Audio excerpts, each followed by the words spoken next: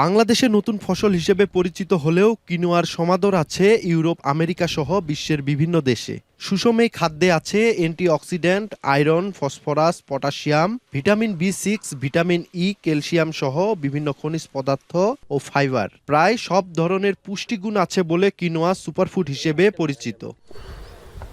পঞ্চগড় সদর উপজেলার চারুখুড়া গ্রামের বাসিন্দা সাবেক সেনা সদস্য আমিনুর রহমান আমিন চাকরি শেষে ফিরে উদ্যোক্তা হয়ে অর্জন করেছেন সাফল্য। বাণিজ্যিকভাবে আবাদ করছেন ভিনদেশি সুপারফুড কিনোয়া। গত বছর পরীক্ষামূলক আবাদে কম খরচ ও পরিশ্রমে অন্য ফসলের তুলনায় আবাদ বেশি হওয়ায় এবার ১২ বিঘা জমিতে আবাদ করেছেন দক্ষিণ আমেরিকার ফসল সুপারফুড কিনোয়া। গেলবার এক জাতের শস্য আবাদ হলেও এবার যুক্ত হয়েছে লাল, কালো, হলুদ নিয়ে ৩টি রং। বর্তমানে চাষ শেষে ফসল উত্তোলনে ব্যস্ত সময় পার করছেন শ্রমিকরা। আর কম খরচে উৎপাদন ও বেশি লাভ হওয়ায় কিনোয়া চাষে আগ্রহ বাড়ছে স্থানীয়দের। বাড়িতেও কাজ করি, এখানেও কাজ করি।